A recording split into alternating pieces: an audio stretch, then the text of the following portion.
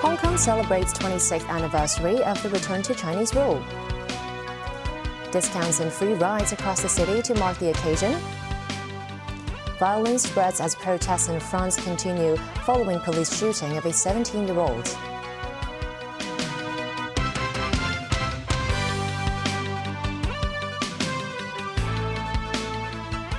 Good evening.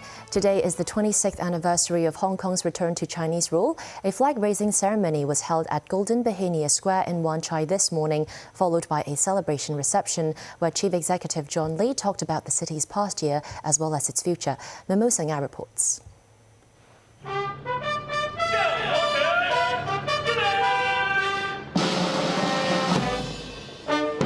To commemorate July 1st, the flag-raising ceremony began with a flag party marching into the venue. While this is the third year that the flag party marched in the Chinese-style foot drill, it is the first time members were equipped with PLA ceremonial rifles. The ceremony was attended by guests, including Chief Executive John Lee, three former Chief Executives Leung Chun-ying, Donald Tsang, and Carrie Lam, as well as other senior officials. But former Chief Executive Dong Chun-wah was absent. The government flying service saluted by air as the national and regional flags were hoisted atop the flagpole. Meanwhile, flag-raising ceremonies were also held at other mainland government offices in the city to mark the 26th anniversary. And a reception was then held at the Hong Kong Convention and Exhibition Centre. A video was played to highlight the achievements of the first year of John Lee's administration. Lee told the guests that the government is leading the city out of the haze and it is on the fast track to normalcy. Speaking on the city's economy, Lee believes GDP will be between 3.5% and 5.5% this year. In his speech, the CEO reiterated his confidence in the future of the SAR. But he also said residents should stay vigilant and be prepared to face challenges, even in times of stability. In Central, some mainlanders came to the city to celebrate July 1st. When we arrived at Jiansha, we saw a lot of people to celebrate by shaking the flag. So we feel so how to say honor, so it's very power of being Chinese. This man who traveled to Hong Kong from Amsterdam also said he felt the buzzing atmosphere. I think it's okay. It's a nice atmosphere, really. Yeah. Nothing to say more, but it's really nice atmosphere. Like I told you, great feelings. In Kowloon, in the markets, very, very crowded. Lots of people, lots of flags everywhere. Despite the rainy weather on Saturday, many people said their schedules were not affected. Memos 9, TVB News. To celebrate the 26th anniversary of the SAR, thousands of restaurants have offered discounts to residents, with representatives from the catering sector believing that the special offer will significantly increase profits. Recreational facilities around town also opened their doors to the public for free. Timothy Lee tells us more. Today, residents were able to find thousands of restaurants in the city offering the same discount, an offer where only 71% of the original price needed to be paid. Such as this Chinese restaurant in Wan Tai Sin, which offered the discount for certain dine-in meals. The price for this rice dish has been slashed from $133 to $95. A representative of the restaurant said he estimated that the increase in patrons can boost business by around 20%. Several public transport systems offered special July 1st free rides. This morning, large amounts of people boarded the ferry from Wan Chai to Tsim Sha Tsui for free. Meanwhile, Kowloon Park and a number of other public parks have made their sports facilities free for use as part of the July 1st celebration, with visitors continuing to pour into the area during the afternoon. I kind of support this because the health of citizens is definitely good for the whole Hong Kong communities, and making these facilities for free will definitely help people to come outside more. Because it's July 1st, it's a public holiday, it's very crowded today in the park, and it's much more crowded than usual. Tourists from countries including Japan, Spain, and Kazakhstan could also be seen enjoying the festive atmosphere at Kowloon Park. For me, I'm a skateboarder. I try to always push citizens to try to do as much as they can do in free facilities like parks. I think they should try to implement more because at the end, like, parks are for people, for citizens. Besides the swimming pool, dance rooms and other indoor sports centers also served as popular options for residents up for a bout of intense physical activity. Many sportive residents have made their way to the free sports facilities in Kowloon Park and elsewhere in the city. Several revelers said they believe that the park's swimming pool and other sports activity rooms will remain fully packed throughout the day. Timothy Lee, TVB News. The Hong Kong Golf Club held a series of events in celebration of the handover anniversary just months before the government is expected to take back land to build housing units. Members of the public got to make a swing themselves as well as participate in a variety of outdoor activities. Veronica Lin reports. Ready, swing, action. Nestled in the heart of Fanling, the Hong Kong Golf Club's historic old course was built in 1911, the oldest 18-hole course in China. Today, the course is open to the public, where they too can experience the joy of taking a swing and play at a generous discount. Jackie, who only started learning the art of golf 2 years ago, said he greatly cherishes this opportunity. I think it's very attractive. It's because it's very cheap. Usually, because I'm not a member here, I'm just a visitor. And for visitor, the price paying here is very high, and I think it's a very valuable chance for me to play here with such a low price. The government said it would take back land from the golf course to build around 12,000 units of public housing, as the city faces a serious shortage of land to build flats. But the golf club said there are better ways to find land than taking it from a century-old golf course that can lure international tournaments to Hong Kong. While some residents said they understand the government's decision given the land shortage in Hong Kong, others expressed concerns over the potential negative impact on golf as a whole. I'd be pretty sad about it because I think Hong Kong, this is only one, this is the only course they've been running for international events. But if it's going to take back, I don't know how that's going to impact for the international image about it. The government stressed the plan to take back 32 hectares from the golf course will go ahead as scheduled in September. Meanwhile, to celebrate the 26th handover anniversary, those who won the ballot can play golf for just $26 today. Veronica Lin, TVB News. Violence and rioting shows no signs of abating in France. It follows the deadly police shooting of a teenager 4 days ago. Youths clashed with police around the country, shops were looted and government offices targeted. More than 1,300 people were arrested nationwide. President Emmanuel Macron condemned the unjustifiable violence but has not declared a state of emergency. David Garrett reports. A sun-drenched summer's evening in Paris and protesters have gathered. Thousands called for justice for Naël, who was gunned down on Tuesday. The police move in to try to clear Place de la Concorde. These are the peaceful protests. These riots are not. This is the Paris suburb of Nanterre, where the teenager was fatally shot. The anger is palpable. Vehicles are set on fire, cars smouldering as the firefighters move to numerous locations. Several tried to put out the flames as a bus was torched. Hundreds were arrested and the Interior Ministry said their average age is 17. They've drafted in 5,000 more police, taking the number to 45,000. Naël's funeral is due to be held near here on Saturday. Nanterre is at the heart of the demonstrations and violence, but it is not contained to just here or even Paris. An Apple store in the eastern city of Strasbourg was attacked by young people. The killing of Naël has ignited long-standing complaints among poor, racially mixed urban communities across France. They accuse the police and government institutions in general of racism.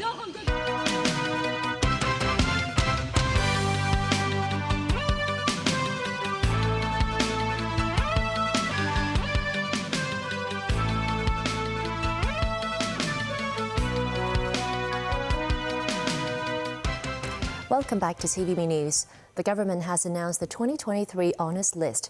A total of 403 people have been awarded by the Chief Executive this year. That's half the number from last year. The presentation ceremony will be held later this year. Among the 5 recipients of the Grand Bahinia Medal, Executive Councillor and lawmaker Geoffrey Lam.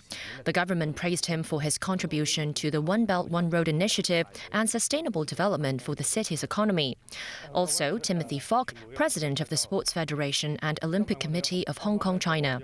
He is honoured for his role in helping Hong Kong win the hosting right for equestrian events for the 2008 Beijing Olympics. Other recipients are Pun Chung Kwong, former president of the Polytechnic University, Lam Shuk Yi from the Hong Kong Federation of Trade Unions, and businessman Si Chi Ching. 10 people are awarded the Gold Bahinia Star, including Lord Phillips of Worth Matravis, a non-permanent judge in the Court of Final Appeal, and newly appointed Deputy Director of the Basic Law Committee, Wang Yukshan. This year's honours list also saw representatives from the media sector, including veteran journalist Mei Chan, who is receiving the Gold Bahinia Star. Assistant General Manager of Television Broadcasts Limited, Yun Chi Wai, is among the 28 awarded with Silver Bahinia Star for his valuable contributions to the broadcasting and media sector. Meanwhile, 5 people are awarded the Medal for Bravery, all but 1 are from the government flying service. Among them, Si To Chi Pang rescued 3 survivors from the wreckage of a sinking vessel in the sea when Typhoon Chaba hit Hong Kong last year.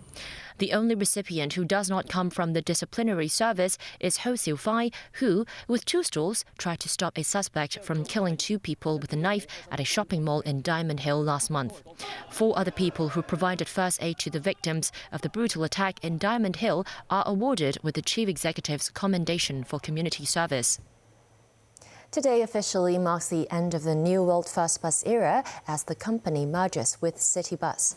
Citybus said the process went smoothly, adding more manpower will be needed on Monday, the first working day since the merger. To farewell New World First Bus, many bus fans queued to get on its last bus in the early hours of Saturday. This man said he felt emotional as he was able to witness the merger, a historic moment. In the U.S., a sharply divided Supreme Court has killed President Joe Biden's $400 billion plan to cancel or reduce student loan debt. This would have benefited up to 43 million Americans and fulfilled a campaign promise. The Supreme Court has also ruled that a Christian graphic artist who designs wedding websites can refuse to work with same-sex couples. Tracy Furness has more. It was a painful blow Friday for President Joe Biden's plan to cancel student debt as conservative Supreme Court justices voted his campaign promises down by 6 votes to 3. But he promises to fight on to help student borrowers. And I know there are millions of Americans in this country who feel disappointed and discouraged or even a little bit angry about the court's decision today on student debt. And I must admit I do too. I believe the court's decision to strike down my student debt relief program was a mistake, was wrong. I'm not going to stop fighting to deliver borrowers what they need, particularly those at the bottom end of the economic scale. It has especially hurt the 26 million borrowers who applied for relief after Biden's announcement in August 2022. But there were mixed reactions from students in New York. I'm only $38,000 in debt. Definitely the $20,000 could have definitely helped me. I'm a person that paid off her student debts and worked really hard, and I worked 3 jobs at a time, and I paid them all off ahead of time. Under Biden's plan, the government would forgive up to $10,000 in federal student debt for those making under $125,000 when applying for a student loan, and $20,000 for recipients of Pell Grants to students from lower-income families. Also Friday, in a blow to LGBT rights, the Supreme Court ruled that the constitutional right to free speech allows certain businesses to refuse to provide services for same-sex weddings. It ruled in favor of a web designer who cited her Christian beliefs to challenge a Colorado anti-discrimination law. Tracy Furness, TVB News. European Union countries may be considering the need to implement a China policy to help unify the bloc in how they reduce economic dependency on Beijing while continuing to cooperate on key issues. Relations with China was among the main topics discussed by the 27 nations during the EU summit in Brussels. Nazvi Karim with more. It's the million-euro question for the European Union, according to Latvian Prime Minister Krišjānis Kariņš. How to reduce the EU's dependence on China while maintaining cooperation in key issues such as climate change. Conclusions for the summit call for the European Union to reduce critical dependencies and de-risk and diversify where necessary. With China now, the word that we're all using is de-risking, but what it basically says is assess, are we overly dependent in some ways on China right now in trade, and how to reduce that so that if something changes drastically in the world, we're not left high and dry. Irish Prime Minister Leo Varadkar said it is possible for European countries to have a good relationship with China without being dependent on them. Far from being an enemy, we see China as a partner. But I think one thing that the whole situation with Russia and Ukraine has taught us is that we as Europeans need to be careful about being dependent on countries that are not democratic and don't necessarily share our values. During the COVID-19 pandemic, European countries relied heavily on China for supplies of protective equipment such as masks and raw materials for medicines. Nations are also concerned about Beijing's close ties with Russia and tensions over Taiwan. German Chancellor Olaf Scholz, whose country has extensive business ties with China, said de-risking was a matter for companies to decide on how they want to diversify. Economic cooperation with Beijing, he said, was key on issues such as climate change, food security and healthcare. European Commission President Ursula von der Leyen urged EU nations to implement strong controls on exports to China, especially in technology, though she insists that it's not in Europe's interest to decouple from Beijing, but rather to de-risk. Nazri Karim, TVB News. A Tajikistan man has shot dead 2 security officers and wounded a civilian at Moldova's main international airport after being denied entry to the country. The man apparently seized a gun from a border police officer as he was being escorted away. The 2 killed were a border guard and an airport security official. The man himself was wounded and later contained in an incident that briefly grounded flights at the airport. The individual who had arrived from Istanbul became agitated when asked about his reasons for entering Moldova. To sports now, the Women's Tennis Association, or WTA, celebrated its 50th anniversary on Friday, led by one of its founders and all-time great player, American Billie Jean King. King and fellow players met in London in 1973 and agreed to form a governing body for women's tennis. Now 79, she became the WTA's first president, though she admits her one regret was their failure to form a united tennis body for men and women.